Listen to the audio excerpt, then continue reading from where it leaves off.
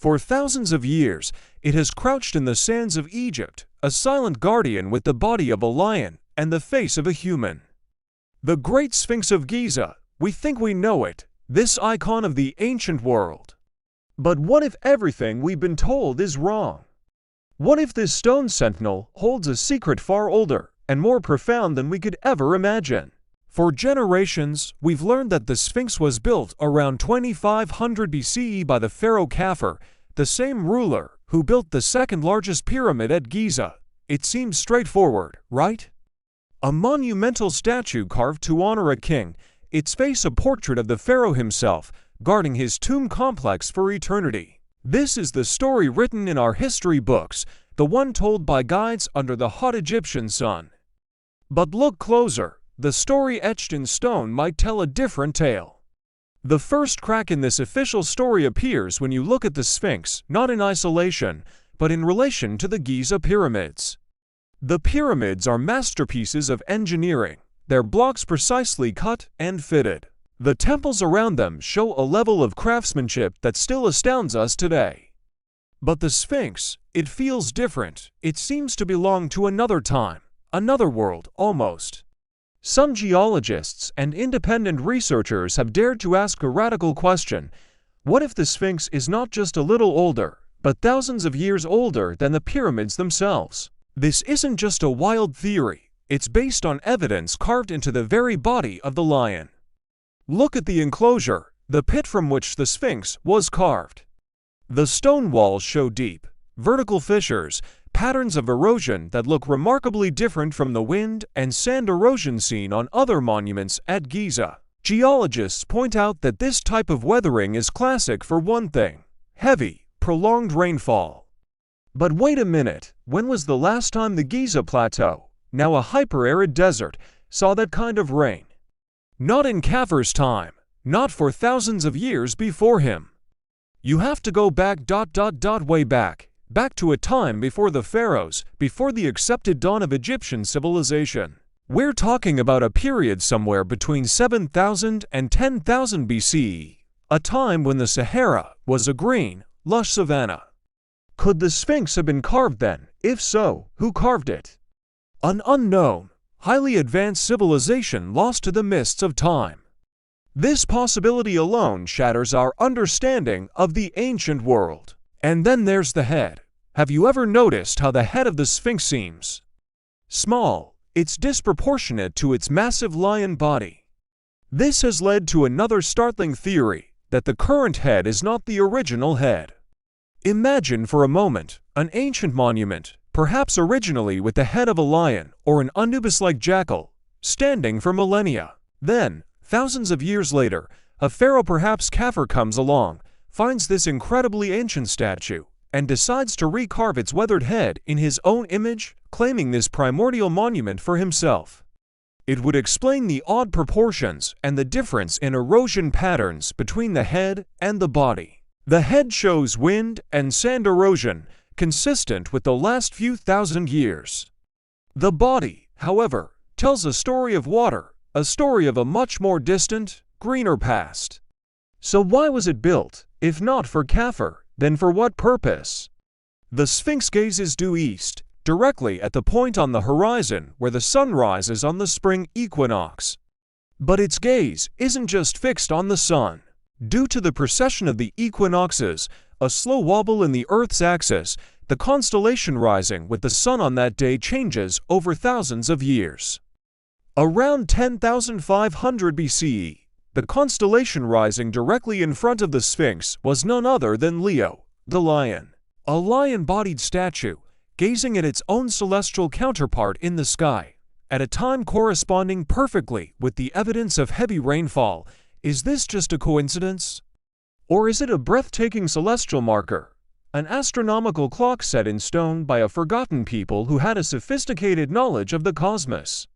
The mystery only deepens when you consider what might lie beneath. For years, rumors have swirled about hidden chambers and tunnels under the Sphinx. Ground-penetrating radar surveys conducted in the 1990s did, in fact, detect anomalous cavities and chambers deep in the bedrock beneath its paws. What secrets could they hold? Could they contain the legendary Hall of Records, a fabled library said to house the wisdom of a lost civilization, perhaps even Atlantis? The official story remains silent, but the whispers persist. These aren't just empty spaces. They are question marks buried in the rock, waiting for the day they can be explored. They represent the possibility that the greatest discovery about our ancient past isn't out in the open, but lies just a few feet beneath this enigmatic statue. The Great Sphinx of Giza is not a settled matter. It's not just a tourist attraction or a simple pharaonic monument. It is an active, ongoing mystery. Every fissure in its stone, every celestial alignment, every anomaly detected beneath the sand challenges what we think we know about human history. It forces us to ask uncomfortable questions. Who were our ancestors? How advanced were they? And what other secrets does our planet hold? The Sphinx isn't just looking out at the horizon. It's looking back at us, daring us to solve its riddle. A riddle that suggests our history is far more complex and mysterious than we've ever been led to believe. The story is just beginning. Thank you for watching, and if you're fascinated by the mysteries of our ancient past, be sure to subscribe for more deep dives into the unknown. History isn't just what happened, it's what was hidden. Welcome to the Chrono Archives, where lost empires rise again, forgotten legends speak, and ancient truths are brought back to life. From world-shaping history and powerful myths to legendary rulers and timeless civilizations, every story here is carefully uncovered, deeply researched, and cinematically told. The past is calling, will you answer? Subscribe and journey through time, one unforgettable chronicle at a time. Welcome back to our journey into the mysteries of the Great Sphinx. In our last chapter, we explored its colossal scale, but now, let's delve deeper into its very form. Why a lion with a human face? What was the meaning behind this incredible design? Let's decode the symbolism. The Sphinx is what we call a hybrid creature, a composite of different beings, and this was a powerful tool in the ancient Egyptian symbolic language. Each part carried its own profound meaning. Let's start with the body. The choice of a lion is no accident. Across the ancient world, and especially in Egypt, the lion was the ultimate symbol of power, royalty, and raw, untamable strength. It represented the force of nature and the might of the pharaoh. By giving the Sphinx the recumbent body of a lion, its creators were making a clear statement. This monument embodies immense, divine power, a guardian with the strength to protect the sacred grounds of the Giza Plateau. Imagine seeing that muscular, feline form, poised and ready, a constant reminder of the formidable authority of the king and the gods. But this isn't just a lion. The Sphinx's most captivating feature is its human head. This fusion is where the magic truly happens. While the lion's body signifies physical power, the human head represents something entirely different: intelligence, wisdom, and control. In ancient Egyptian thought, the pharaoh was not just a ruler with brute force. He was the earthly embodiment of divine wisdom, the one who maintained cosmic order, or Mat. By placing a human head on a lion's body, the sculpture communicates a beautiful and complex idea: power guided by intellect. It's not just strength, but controlled, purposeful strength. It's the perfect representation of an ideal ruler possessing the might of the most fearsome predator, but tempered with the reason and consciousness of a human, or more accurately, a god-king. This combination creates a being that is more than the sum of its parts, a creature that transcends both the animal and human realms, elevating it to the divine. So, whose face is it? This is one of the greatest debates in Egyptology. The most widely accepted theory is that the face of the Sphinx is a portrait of the pharaoh Khafre, who ruled during the 4th dynasty, around 2500 BCE. The primary evidence for this comes from the resemblance between the Sphinx's face and other known statues of Khafre. If you look at the famous diorite statue of Khafre now in the Egyptian Museum, you'll see similarities in the facial structure, the broad cheekbones, the shape of the lips, and the regal bearing. Furthermore, the Sphinx is a central part of Khafre's pyramid complex. It sits right next to the Valley Temple connected to his pyramid. It makes logical sense that this monumental guardian would bear the face of the king it was built to protect and represent. While some scholars have proposed other candidates, like Khafar's father Khufu or his brother Jetafar, the evidence for Khafar remains the strongest. The Sphinx was likely carved to be Khafar's eternal guardian, his divine image watching over his final resting place for all time. Now, why did the ancient Egyptians love these hybrid forms so much? The Sphinx is just one example. Think of Horus with his falcon head, Anubis with his jackal head, or Thoth with the head of an ibis. This wasn't just artistic flair, it was a sophisticated way of expressing complex theological concepts. Ancient Egyptians believed that the gods could manifest in many forms.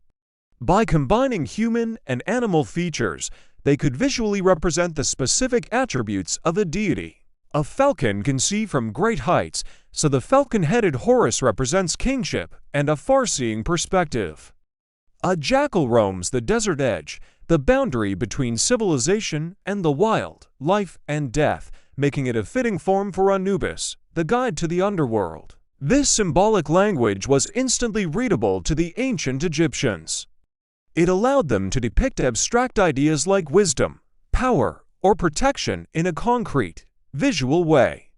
The Sphinx, in this context, is the ultimate royal symbol. The king is a powerful, intelligent, divine being, a bridge between the mortal world and the realm of the gods. This practice wasn't unique to Egypt, but the Egyptians perfected it. While cultures in Mesopotamia also created hybrid creatures like the Lamassu, a winged bull with a human head, the Egyptian Sphinx has a unique elegance and purpose. It's not just a fearsome guardian at a gateway. It's an integral part of the landscape and the funerary cult, a manifestation of the king's eternal spirit. The Sphinx embodies a core Egyptian belief that the pharaoh was both man and god, a powerful protector whose wisdom and strength would endure forever, carved into the living rock of the plateau. It's a masterclass in symbolic design, a message across millennia that still speaks of power, wisdom, and the eternal quest for immortality. Join me in the next chapter as we investigate the construction itself. How did they carve this colossal statue from a single piece of bedrock? The engineering behind it is just as mind-blowing as its symbolism. Thanks for watching, and don't forget to subscribe so you don't miss it. Have you ever stood before something so immense, so ancient, that it feels like it's from another world? That's the feeling the Great Sphinx of Giza inspires, but how did this colossal statue come to be? It wasn't built block by block like the pyramids it guards. Instead, it was born from the very ground it sits on. Imagine, not building up, but carving down. The Sphinx was hewn from a single, massive ridge of limestone bedrock, a natural feature of the Giza Plateau. This wasn't just carving, it was an act of geological sculpture on an epic scale. Picture this: ancient Egyptian workers, thousands of them, descending into a U-shaped ditch, which we now call the Sphinx enclosure. This ditch wasn't just a byproduct. Digging it was the first step, quarrying out the huge limestone blocks needed for the nearby temples and, in the process, isolating the core rock that would become the Sphinx. So, what kind of tools did they have? Forget power tools or lasers. We're talking about simple, yet effective, copper chisels and stone hammers. It sounds almost impossible, doesn't it? Chiseling away at a mountain of rock with tools that were relatively soft. But the Egyptians were masters of their craft. They would have used harder dolerite pounders to rough out the shape, and then the copper chisels for the finer details. It was a slow, painstaking process. Think of the sound, the constant tapping of thousands of hammers and chisels, echoing across the plateau for years.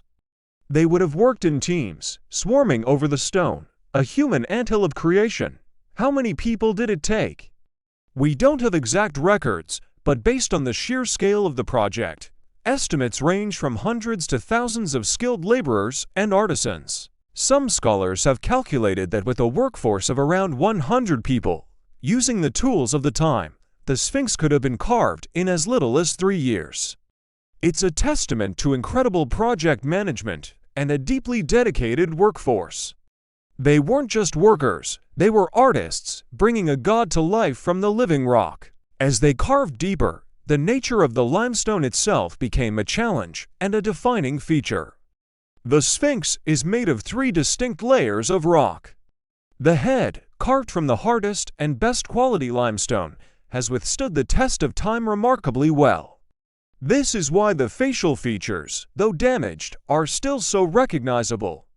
But the body and neck are made of softer, more porous layers. These layers are riddled with natural fissures and are much more susceptible to erosion. The builders knew this.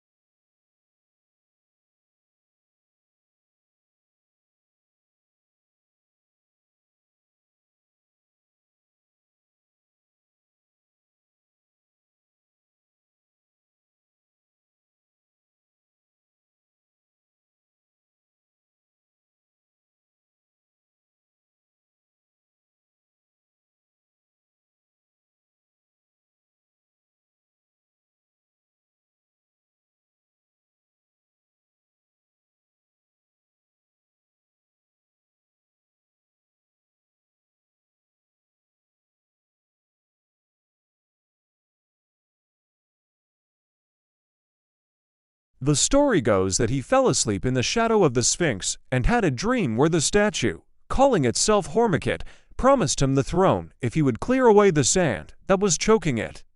Thutmose did just that, and he also repaired the statue, placing a granite slab between its paws to commemorate the event. We call it the Dream Stele, and you can still see it there today. Centuries rolled by. The Romans, who were fascinated by all things Egyptian, also undertook their own restoration projects. They added a new layer of protective casing blocks to the paws and sides of the Sphinx, essentially giving it a stone skin to shield the original, crumbling bedrock. If you look closely at the paws today, you can see these smaller, more regular blocks are quite different from the massive, natural layers of the main body. Fast forward to the modern era. In the 19th and 20th centuries, as archaeology blossomed, the Sphinx was fully excavated, revealing its true size and majesty for the first time in millennia. But this exposure also accelerated its decay. Rainwater, pollution, and a rising water table all began to take their toll on the soft stone. A series of modern restorations were attempted, some more successful than others.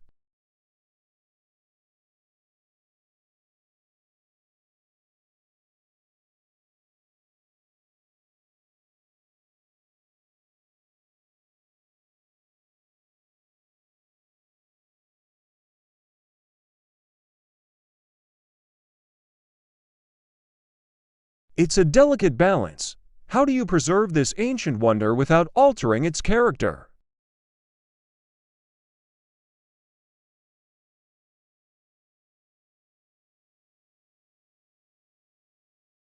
The most famous story, that Napoleon's troops used the Sphinx for target practice and shot off its nose, is a myth.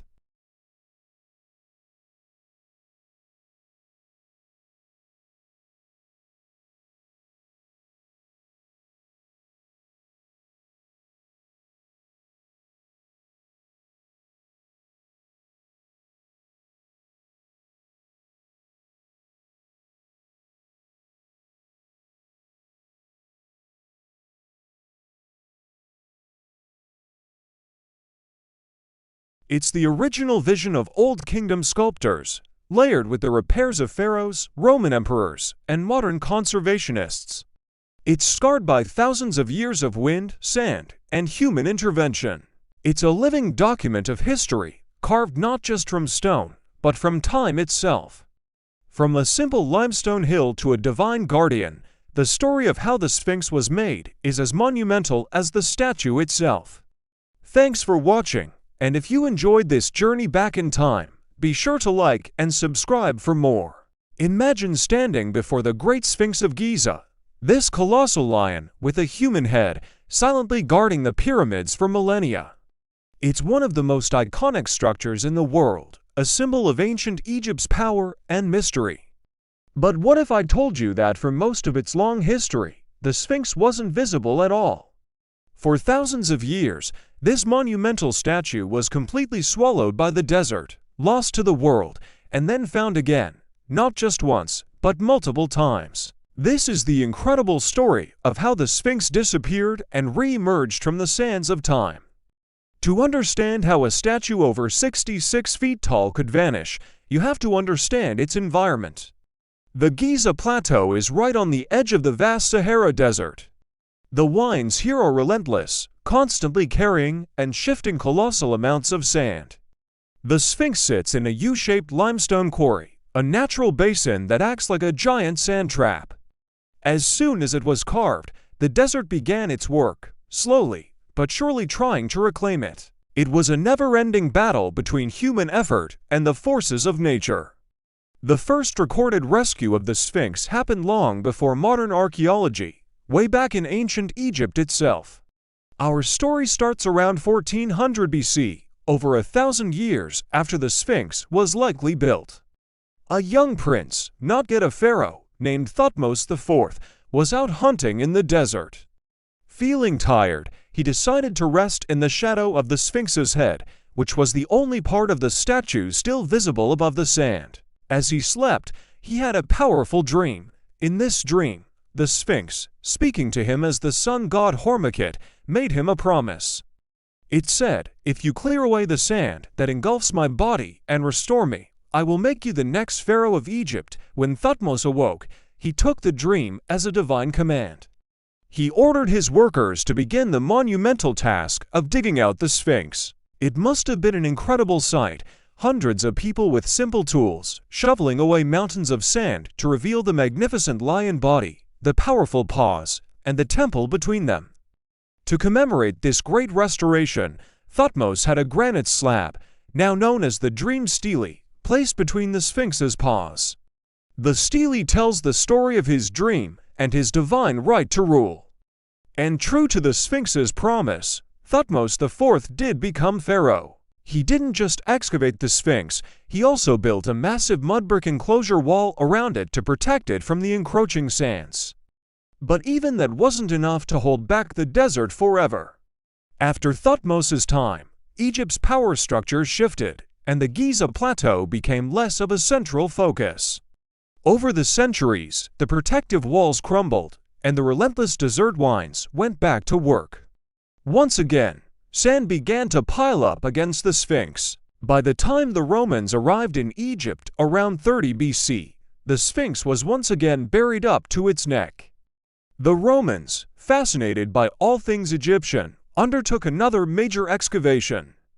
They were great engineers and tourists, and they saw the Sphinx as a must-see attraction. They cleared the sand, shored up the crumbling limestone with new blocks, and even paved the floor of the Sphinx temple. For a while, the Sphinx was fully visible again, a marvel for Roman emperors and travelers to admire. But like the pharaohs before them, the Romans' influence eventually waned. The empire fell, and with it, the maintenance of Egypt's ancient monuments. The desert, patient and persistent, returned. For the next 1,000 years, the Sphinx was almost completely forgotten. During the medieval period, the statue was buried so deep that only its head remained above the sand, looking like a mysterious, disembodied giant emerging from the desert floor. Local people at the time had various names for it and told strange stories, some believing it to be a magical talisman. They called it Abu al-Hul, which translates to Father of Terror. The body was so completely hidden that many who saw it had no idea it was attached to a gigantic lion. It just looked like a colossal head sticking out of the ground. European travelers in the 17th and 18th centuries sketched this bizarre sight, documenting a monument that was only a fraction of its true self. Imagine their confusion, trying to make sense of this massive, stoic face staring out from an endless sea of sand. The modern era of the Sphinx's rediscovery began with Napoleon's expedition to Egypt in 1798. His team of scholars and scientists, the savants, were tasked with documenting everything they could about Egypt's ancient civilization. They made the first scientific measurements and detailed drawings of the Sphinx's head. But even they couldn't grasp its full scale. Their drawings show people climbing all over the head, with the sand still covering everything below the neck. Their efforts sparked a wave of Egyptomania across Europe, a fascination that would drive the next generation of explorers. The first real attempt at a modern excavation came in 1817, led by a colorful Italian adventurer named Giovanni Caviglia. Funded by the British, he hired dozens of workers to clear the sand from the Sphinx's chest and paws. It was a grueling task. The sand was so deep and kept sliding back into the pit as fast as they could dig it out. After months of back-breaking labor, Caviglia's team managed to clear the front of the statue, uncovering parts of the paws and even finding fragments of the Sphinx's ceremonial beard, which had fallen off centuries earlier. They also rediscovered Thutmose's dream stele, confirming the ancient story of the prince and his divine promise. But Caviglia's resources were limited. He couldn't clear the entire statue, and eventually, the project was abandoned. Once again, the desert began to creep back in. Throughout the 19th century, other archaeologists like Auguste Mariette made further attempts, clearing small sections and making new discoveries. But they were all fighting a losing battle against the sand. It wasn't until the 1920s and 30s that a full and final excavation was undertaken. A French engineer named Émile Barrès was given the monumental task. This wasn't just a treasure hunt, it was a systematic, 10-year-long archaeological mission. Barrès and his team used more modern techniques, including a small railway system to haul away the immense quantities of sand. They dug and dug, not just around the front, but all along the sides and the back of the Sphinx, clearing the entire enclosure for the first time in well over 1,000 years. As the sand levels dropped, the full, breathtaking scale of the Sphinx was finally revealed to the modern world. The powerful lion's body, the tail curling around its hindquarters, the ancient temple nestled between its paws, it was all there. Barrès' team also discovered tunnels and shafts that had been dug into the statue over the centuries, some by ancient restorers, others by treasure hunters. For the first time since the Roman era, the Great Sphinx stood completely free from the sand that had been its tomb and its blanket for so long. Today, when we see the Sphinx, it's easy to take its complete form for granted. But its history is a powerful reminder of the cycle of burial and rebirth, of being lost and found. The statue we see is the result of countless hours of labor across 4,000 years, from a prince dreaming of a kingdom to Roman engineers and modern archaeologists. The battle against the sand is ongoing. Even now, workers must regularly clear away sand that blows into the enclosure. The Sphinx's story isn't just about stone and sand. It's about human persistence, the enduring power of myth, and our unending quest to uncover the secrets of the past. It shows us that even the greatest monuments can disappear, only to be rediscovered, reminding each new generation of the wonders that lie just beneath the surface. Thanks so much for watching. If you're fascinated by the hidden histories of ancient wonders, make sure to like this video and subscribe for more deep dives into the past. See you next as we explore the myth, legends, and forgotten secrets. For thousands of years, the Great Sphinx of Giza has guarded the pyramids, its stone gaze fixed on the horizon. We think we know its story, a monument carved by the pharaoh Khafre, but what if that's only part of the truth? What if the Sphinx holds secrets far older and more profound than we can imagine? Today, we're peeling back the layers of sand and time to explore the forgotten legends and mind-bending theories surrounding this iconic wonder. Get ready, because we're diving deep into the mysteries of the Sphinx. Let's start with a story etched in stone, right between the paws of the great beast. This is the dream stele of Thutmose IV. The story goes that long before he was pharaoh, A young prince named Thutmose went hunting in the desert. Tired, he fell asleep in the shadow of the Sphinx, which was then buried up to its neck in sand. In his dream, the Sphinx, speaking as the sun god Ra-Horikti, made him a promise. If Thutmose would clear away the sand that had suffocated it for centuries, it would make him the next pharaoh of Egypt. Thutmose woke up, and he did exactly as the Sphinx asked. He excavated the monument, restoring it to its former glory. And just as the dream foretold, he ascended to the throne, bypassing his older brothers. This story is incredible, right? But it also presents a fascinating puzzle. The stele tells us that Thutmose restored the Sphinx, not that he or his ancestors built it. It implies the Sphinx was already ancient in his time, a forgotten relic from a much earlier age. This completely challenges the mainstream view that Khafre built the Sphinx around 2500 BC. If a pharaoh in 1400 BC considered it an ancient monument in need of repair, just how old could it really be? This single piece of granite opens a floodgate of questions. Who actually carved this colossal statue, and why? The dream stele doesn't give us all the answers, but it points to a history far deeper and more mysterious than the one we find in most textbooks. It's the first clue that the Sphinx has more to tell us than we ever thought possible. Now, let's talk about what might lie beneath this ancient wonder. For decades, whispers and theories have circulated about secret chambers hidden deep within or under the Sphinx. It sounds like something straight out of an adventure movie, but is there any truth to it? In the 1990s, a team of researchers, including geophysicist Thomas Debetsky and geologist Robert Schoch, used seismic equipment to scan the bedrock around the Sphinx.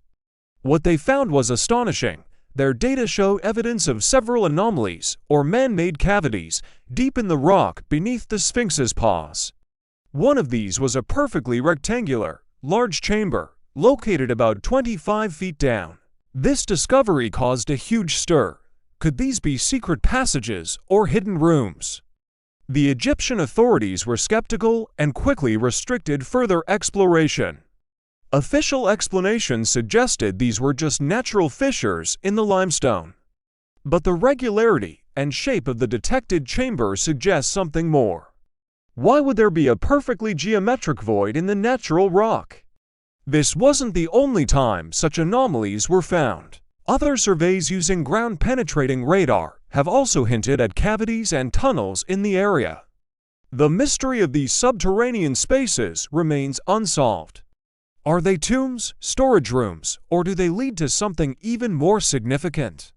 The fact that we've found these hints, but have been unable to fully investigate, only adds to the Sphinx's powerful mystique. This brings us to one of the most captivating and controversial theories of all, the Hall of Records. The idea was popularized by the famous American psychic Edgar Cayce, known as the Sleeping Prophet. In the 1930s and 40s, while in a trance-like state, Cayce claimed that survivors from the lost civilization of Atlantis had built the Great Pyramid and the Sphinx. He prophesied that a hidden chamber, which he called the Hall of Records, exists near the Sphinx, possibly beneath its right paw. According to Cayce, this chamber contains the complete history of humanity, ancient texts, and advanced knowledge from the Atlantean civilization, preserved on indestructible scrolls. Cayce predicted that this Hall of Records would be discovered near the end of the 20th century, heralding a new era of enlightenment for humanity. Of course, the year 2000 came and went, and no such public discovery was made. For mainstream archaeologists, the Hall of Records is pure myth, a fantasy with no basis in historical fact. But for believers, it's the ultimate prize. They point to the seismic data, showing a chamber right where Cayce predicted it would be. Is it just a coincidence, or did Cayce tap into some forgotten knowledge? The idea of a lost library containing the secrets of a highly advanced ancient civilization is incredibly tantalizing. It's a theory that sits on the fringe, but it refuses to go away, fueled by the tantalizing possibility that the answers to humanity's oldest questions are lying just a few feet beneath the sand waiting to be found. Beyond what lies beneath, what about what's above? The Sphinx doesn't just sit there. It gazes due east, watching the sunrise on the spring and autumn equinoxes. This precise alignment isn't an accident. Ancient cultures all over the world were master astronomers, and the Egyptians were no exception. But some researchers believe the Sphinx's alignment is a clue to its true age, and it's a clue written in the stars. This theory is known as the Orion correlation theory, proposed by Robert Bauval. He noticed that the layout of the three Great Pyramids on the Giza Plateau perfectly mirrors the three stars in Orion's belt, but here's where it gets even more interesting. Due to a celestial phenomenon called the precession of the equinoxes, the constellations slowly shift their position in the sky over thousands of years. Bauval, along with author Graham Hancock, proposed that there was only one time in history when the alignment was perfect, not just with the pyramids mirroring Orion's belt on the ground, but with the Sphinx, in the form of a lion, gazing directly at its celestial counterpart, the constellation of Leo, as it rose on the horizon at dawn on the spring equinox. That specific moment in time, around 10,500 BC, that's more than 8,000 years older than mainstream Egyptology suggests.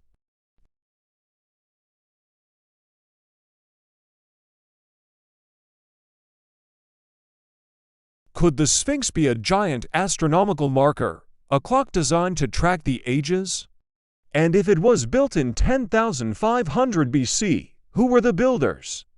This was supposedly a time of simple hunter-gatherers, not a civilization capable of creating such a colossal and sophisticated monument. This astronomical key potentially unlocks a completely different timeline for human history, one where advanced civilizations may have existed long before we currently believe. It suggests the Sphinx isn't just a statue, but a message sent across millennia, a message written in stone and stars. There's another major piece of evidence that points to a much older Sphinx: water erosion. Look closely at the body of the Sphinx and the walls of the enclosure it sits in. You'll see deep, vertical fissures and a rounded, undulating profile. Geologist Robert Schoch looked at this and came to a stunning conclusion. This type of erosion isn't caused by wind and sand, which creates horizontal patterns. It's classic, textbook evidence of heavy rainfall over a very long period of time. But wait a minute, the Giza Plateau is a desert. It hasn't seen that kind of rainfall for thousands of years. The last time this region had a wet, rainy climate capable of causing this kind of erosion was before 3000 BC. At the end of the last ice age, Schoch's geological analysis suggests the Sphinx must have been carved no later than 5000 BC, and possibly as early as 7000 to 9000 BC to have been exposed to that ancient rainy period. This geological evidence is completely independent of the astronomical alignments, but points to the same incredible conclusion: the Sphinx is thousands of years older than we retold. Of course, this theory is fiercely debated. Mainstream Egyptologists argue that local flash floods, moisture from the Nile, or other factors could explain the weathering. But Schoch and other geologists stand by their analysis. The rock tells a story, and its story is one of water, lots of it, in a place that is now bone dry. If the geology is correct, then everything we think we know about the dawn of civilization could be wrong. It implies that the master builders who carved the Sphinx existed in a distant past we have completely forgotten. So, where does this leave us? We have the dream stele, suggesting the Sphinx was ancient even to the ancient Egyptians. We have seismic surveys hinting at secret chambers right under its paws. We have the mind-bending theory of a lost hall of records containing Atlantean knowledge. We have astronomical alignments that point to a construction date of 10,500 BC, and we have the compelling geological evidence of water erosion that suggests an age far greater than the accepted timeline. Each of these threads, on its own, is fascinating. But when you weave them together, a powerful new picture begins to emerge. It's a picture of a monument that is not just a pharaoh's tomb marker, but something much more. A gateway to a forgotten past, a keeper of secrets, and perhaps a message to the future. Is the Sphinx a remnant of a lost civilization? A celestial clock marking a cycle of the ages? Or does it guard a library of ancient wisdom that could change the world? Maybe the real purpose of the Sphinx is to make us ask these questions, to push the boundaries of our knowledge, and to remind us that there is still so much we don't know about our own past. The stone lion remains silent, its riddle unsolved, its gaze fixed on the horizon, waiting. Perhaps it's waiting for us to finally find the key. What do you think is the biggest secret the Sphinx is hiding? Let me know your theories down in the comments. Thanks for joining me on this journey into mystery. If you enjoyed it, don't forget to like, subscribe, and hit that bell so you don't miss our next adventure. For thousands of years, the Great Sphinx of Giza has gazed out over the sands of Egypt, a silent guardian of secrets. But look closer, and you'll see it bears the scars of time, history, and a fair bit of controversy. One of the biggest mysteries, its missing nose. For centuries, a persistent story has been told, one that you probably heard.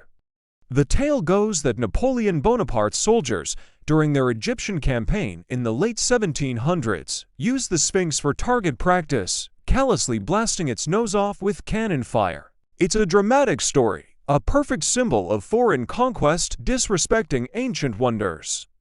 It paints a vivid picture, doesn't it? French soldiers, the tricolor flag waving, taking aim at a timeless monument. But as compelling as that story is, it has one major problem. It's completely untrue. So, how do we know Napoleon isn't the culprit? Well, we have receipts, so to speak. Long before Napoleon ever set foot in Egypt, detailed sketches of the Sphinx were made by European travelers. One of the most famous is a drawing by Frederick Louis Norden, a Danish naval captain and explorer. He visited Egypt in 1737, more than 60 years before Napoleon's campaign. His drawings, published in his book Voyage d'Egypte et de Nubie, clearly show the Sphinx. Without a nose, this single piece of evidence completely exonerates Napoleon and his troops. The damage was already done long before they arrived. So, the story of cannonball target practice is just that, a story, a myth that has been passed down through generations, likely because it provided a simple, tangible explanation for the damage. But the truth, as is often the case, is a bit more complicated and perhaps even more interesting. If Napoleon's men didn't do it, who did? The historical record points to a much earlier event. The 15th century Arab historian al-Makrizi wrote about the Sphinx and its condition. He tells us that the nose was deliberately destroyed in the year 1378. The person responsible, according to al-Makrizi, was a man named Muhammad Stayim al-Dar. He was a devout Sufi Muslim who was apparently enraged by local peasants making offerings to the Sphinx in the hope of a good harvest. He saw this as a form of idolatry, a violation of his religious beliefs. In a fit of righteous fury, he took it upon himself to deface the idol, climbing up the great statue and hacking off its nose. For this act of vandalism, it's said he was later executed by the locals who depended on those very traditions. So, it wasn't a foreign army, but an act of iconoclasm by one individual, driven by religious fervor. The missing nose isn't a scar of war, but a scar of faith and conflict within the local culture itself. But deliberate destruction is only part of the story of the Sphinx's wear and tear. This ancient monument has been battling the elements for millennia. For most of its history, the Sphinx was buried up to its shoulders in sand. This actually protected its body from the harsh desert environment. The head, however, was always exposed, left to face the full force of the wind, the sun, and the sand. Think of the desert wind as a giant sandblaster. Over thousands of years, wind carrying abrasive sand particles has slowly but surely scoured the surface of the limestone. You can see the effects of this erosion all over the head, with layers of rock being stripped away, softening the features and blurring the lines that were once carved with such precision by its ancient builders. This natural, relentless process is responsible for much of the general degradation we see today. Now, let's talk about a really heated debate in the world of Egyptology: the role of water. Look at the body of the Sphinx and the walls of the enclosure it sits in. You'll notice deep, vertical fissures and a rolling, undulating pattern of erosion. Some researchers, most notably geologist Robert Schoch, have argued that this type of weathering is not typical of wind and sand erosion. Instead, they claim it looks like the kind of erosion caused by significant, long-term rainfall. This is where it gets really controversial. The Giza Plateau hasn't seen the kind of heavy rainfall for a very, very long time. For the Sphinx to be eroded by rain, it would have to be thousands of years older than the mainstream archaeological consensus, which dates it to around 2500 BC, the reign of Pharaoh Khafre. This theory, known as the Sphinx water erosion hypothesis, suggests the Sphinx might date back to 5000 BC, or even earlier, to a time when North Africa had a much wetter climate. This idea throws a massive wrench in the established timeline of ancient Egyptian civilization. If the Sphinx is that old, who built it? It would predate the pharaohs we credit with its construction. Mainstream Egyptologists strongly dispute this theory. They propose alternative explanations for the water damage. One idea is that the limestone itself, which is of poor quality and has varying degrees of hardness, erodes unevenly when exposed to wind and moisture from dew and occasional rain. Another theory suggests that water from the annual Nile flood, combined with salts in the stone, could have wicked up into the rock, causing it to crumble and exfoliate from the inside out, creating the patterns we see. This process is called haloclasty. They also point to quarrying activities around the Sphinx, which could have altered the rock face and contributed to the weathering patterns. The debate is fierce, pitting geologists against archaeologists, and it highlights how much we still have to learn. Is the Sphinx a product of Khafre's Egypt, or is it a remnant of a much older, lost civilization? The stones themselves hold the clues, but interpreting them is a monumental challenge. Another fascinating aspect of the Sphinx's damage is its beard. Yes, the Sphinx originally had a long, braided ceremonial beard, a symbol of divinity and pharaonic power. But it wasn't carved from the same single piece of rock as the rest of the statue. It was an add-on, attached later. We're not even sure if it was part of the original design or added centuries later, perhaps during the New Kingdom period to reassociate the monument with the rulers of that era. Fragments of this beard were discovered in the sand below the Sphinx by explorers in the 19th century. One of the largest pieces is now famously on display in the British Museum in London, while other smaller pieces are in the Egyptian Museum in Cairo. The fact that the beard fell off isn't necessarily due to vandalism. It was most likely the result of natural erosion weakening the attachment points, combined with the sheer weight of the added stone. It simply couldn't hold on forever. The absence of the beard changes the entire profile of the Sphinx, reminding us that what we see today is an altered version of its former self. So when we look at the Sphinx, we're not just looking at a single moment in time. We're seeing a layered history. We see the original vision of its creators, a powerful lion-bodied god. We see the scars of religious conflict from the 14th century, a reminder of changing beliefs. We see the relentless work of wind and sand, sculpting the stone over 4,500 years. We see the evidence of a great scientific debate, with water erosion patterns challenging our very understanding of the timeline of human civilization. And we see the missing pieces, like the beard, that tell a story of modification and eventual decay. Each crack, each missing piece, every smoothed-over surface tells a story. The Sphinx isn't a pristine relic, it's a survivor. It has been buried, excavated, revered, defaced, studied, and debated for its entire existence. The controversies surrounding its damage force us to question what we think we know. The Napoleon myth shows how easily false narratives can take hold and become history in the popular imagination. The debate over its age demonstrates that even the most fundamental facts about our past are still open to interpretation and scientific inquiry. The Sphinx is not just a monument of stone, it's a monument of questions.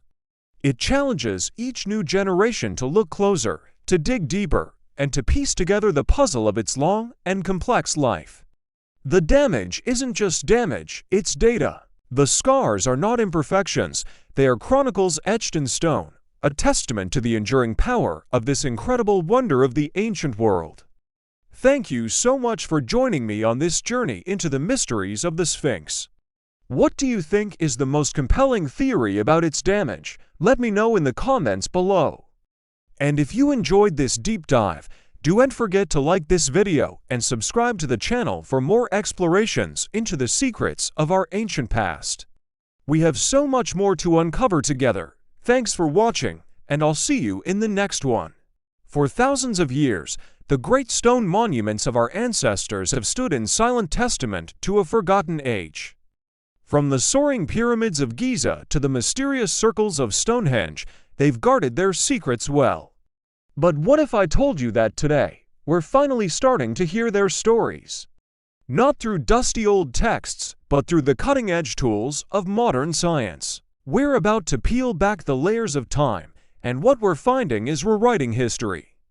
Imagine having X-ray vision, the ability to see right through the Earth, to uncover chambers and structures hidden for millennia. That's not science fiction. That's ground-penetrating radar, or GPR.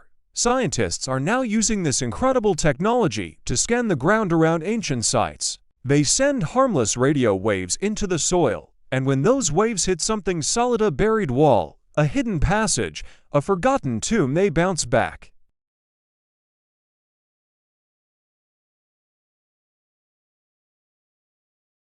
Think about Stonehenge.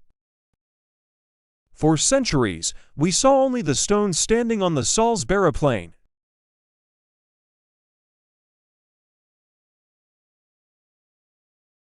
They've found evidence of other, even older stone and timber structures, pits, and processional routes. It's like discovering a whole hidden city. Stonehenge wasn't just a single monument. It was the bustling center of a much larger ceremonial world, a world we're only just beginning to comprehend. The same technology is being used in Egypt, scanning the sands around the pyramids, searching for lost temples, and even the undiscovered tombs of pharaohs. Each scan is a lottery ticket to a new discovery. But seeing beneath the ground is just one piece of the puzzle. What about the structures we can see? To truly understand them, we need to map them with millimeter precision. This is where LiDAR comes in. LiDAR, which stands for light detection and ranging, is like radar, but uses laser beams. A scanner, often mounted on a drone or a tripod, fires millions of laser pulses at a structure. By measuring how long it takes for each pulse to bounce back, it creates a breathtakingly detailed 3D model, what we call a digital twin. With these digital twins, we can virtually walk through a temple as it was thousands of years ago. We can analyze every carving, measure every angle, and study its construction in ways the builders themselves could never have imagined. This is crucial for conservation. We can see tiny, almost invisible cracks and weaknesses in the stone, allowing us to intervene before a catastrophe happens. For sites like Angkor Wat in Cambodia, which is slowly being reclaimed by the jungle, LiDAR has been a game-changer. It has mapped the entire sprawling complex, revealing the intricate water management systems that were the lifeblood of the Khmer Empire.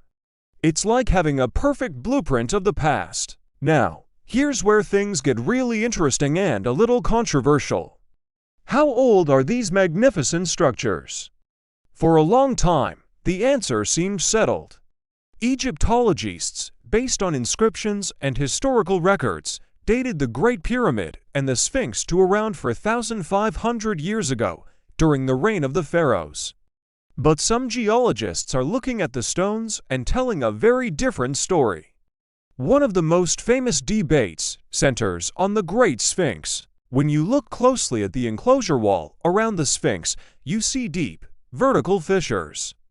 Some geologists argue that these are classic signs of erosion caused by water, heavy rainfall, to be specific. But the Sahara Desert hasn't seen the kind of rainfall for a very, very long time. We're talking thousands of years before the accepted age of the Pharaohs. This has led to the explosive theory that the Sphinx, or at least the enclosure it sits in, could be far older, perhaps dating back to a much earlier, wetter period in North Africa's history, maybe 10,000 years ago or more. This idea challenges everything we thought we knew. The mainstream view holds that this weathering could be caused by other factors, like wind, sand, or moisture seeping up from the ground. The debate is fierce, pitting historical timelines against geological evidence. It's a scientific detective story playing out on the grandest stage imaginable. Could there have been a sophisticated civilization capable of carving the Sphinx long before the Pharaohs? The jury is still out, but science is forcing us to ask these monumental questions. This brings us to one of the biggest challenges we face, protecting these irreplaceable treasures for the future. The same forces of nature that created them are now threatening to destroy them. Pollution, climate change, and even the breath of millions of tourists are taking their toll. We saw how LiDAR helps monitor the structures, but that's just the start. Conservation scientists are like doctors for ancient monuments. They take microscopic samples of stone to analyze their composition and decay. They use advanced chemical analysis to figure out the best way to clean and protect the surfaces without causing more harm. In places like Rome, they're developing special mortar to repair the Colosseum that mimic the original Roman recipe. They're even experimenting with bacteria that can naturally help consolidate and protect crumbling stone. It's a constant battle against time. At sites perched on cliffs, like the ancient city of Petra carved into the red rock of Jordan, engineers use ground motion sensors to detect the slightest shifts in the rock, giving early warnings of potential rockfalls. Every technique we develop is a race to preserve this shared human heritage before it's lost forever. The work is slow, painstaking, and often invisible, but it is absolutely essential. So, what does all this new science really tell us? It tells us that the story of our past is far from finished. It's a dynamic, evolving narrative that is constantly being updated with new data and new discoveries. The ancient stones are not just static relics. They are active archaeological sites, and the biggest finds may still be ahead of us. Technology is the key that is unlocking their deepest secrets, from hidden chambers beneath the sand to lost chapters of human history written in the patterns of erosion. The more we look, the more we realize how much we still have to learn. The lines between geology, archaeology, and history are blurring, creating a richer, more complex picture of our ancestors. They were not primitive people who just stacked rocks. They were brilliant engineers, astronomers, and artists whose achievements still baffle us today.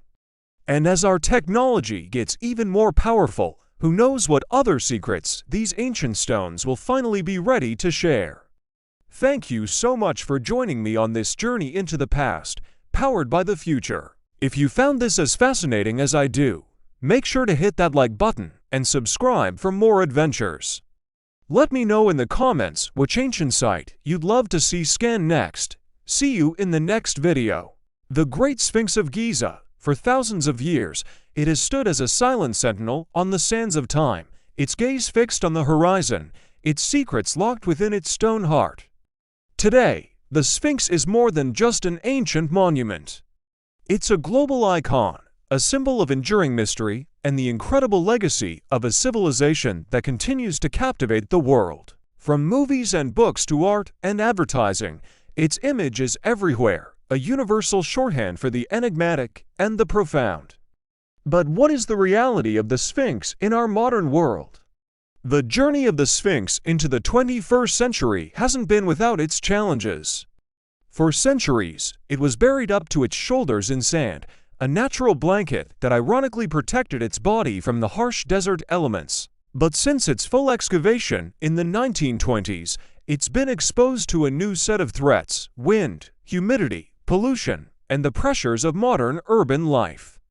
The nearby city of Giza has expanded dramatically, bringing with it environmental factors that our ancient monument was never designed to withstand. This has led to accelerated erosion and damage to the soft limestone, particularly around the paws and lower body. The very air it breathes now poses a threat. Recognizing its immense cultural value, the Giza Plateau, including the Sphinx and the pyramids, was designated a UNESCO World Heritage Site in 1979. This status brings a level of international attention and a commitment to its preservation. UNESCO works closely with Egyptian authorities, providing expertise and sometimes funding for conservation projects. Being a World Heritage Site means the Sphinx isn't just Egypt's treasure. It belongs to all of humanity, and its protection is a shared responsibility. This designation helps implement standards and best practices for its care, ensuring that future generations will also get to marvel at its silent majesty. Over the years, numerous restoration efforts have been undertaken. Some have been more successful than others. In the 1980s, a restoration attempt using modern cement actually caused more harm than good, as the new material was incompatible with the ancient limestone, trapping moisture and causing the stone to crumble. It was a hard-learned lesson in conservation science. Since then, experts have adopted a more careful, scientific approach.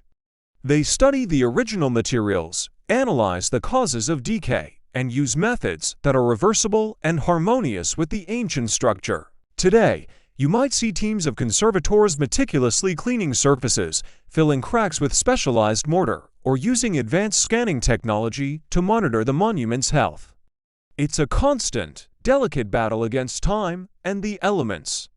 This leads us to one of the biggest challenges facing the Sphinx today: the delicate balance between tourism and preservation.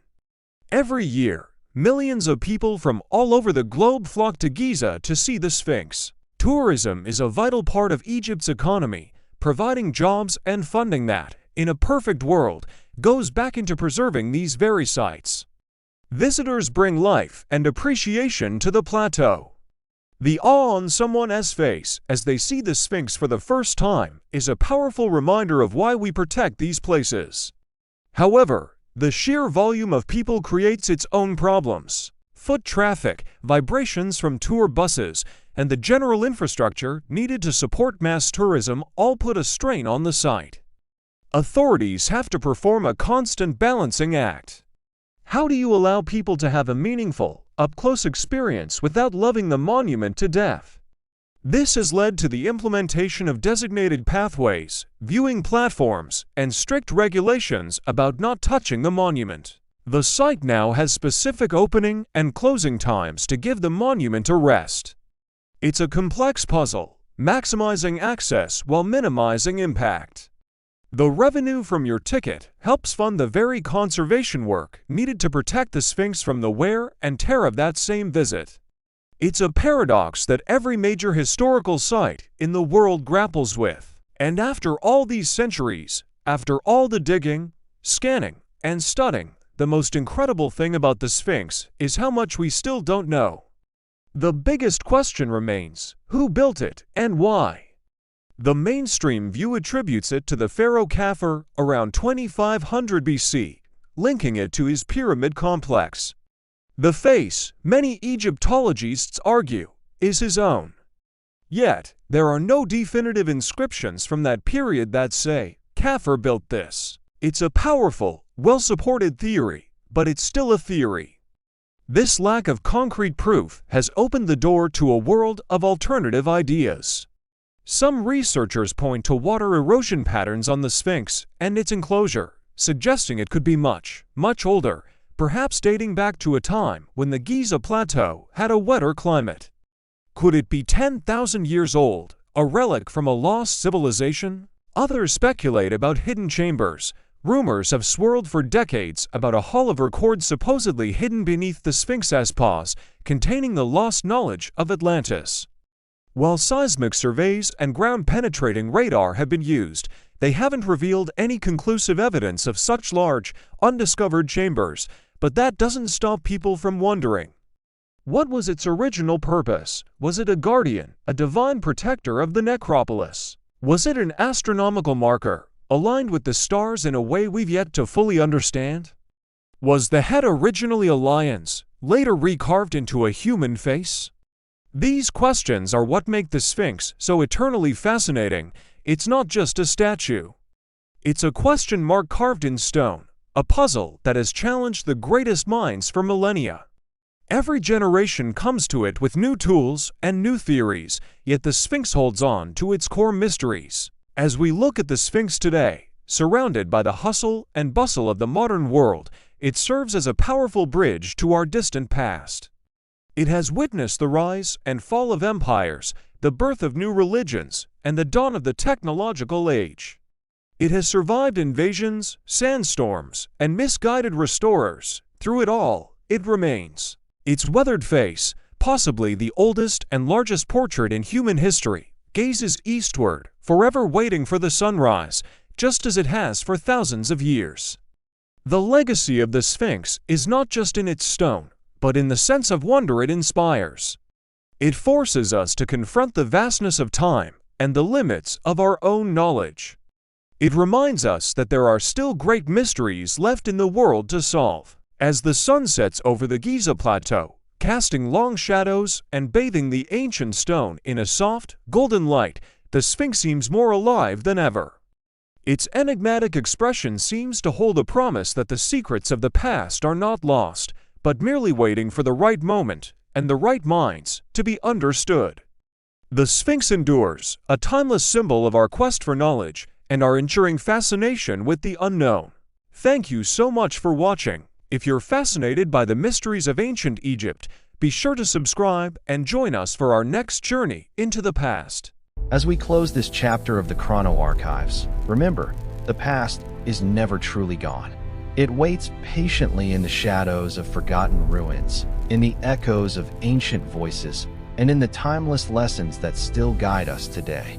It waits to be remembered by curious minds like yours.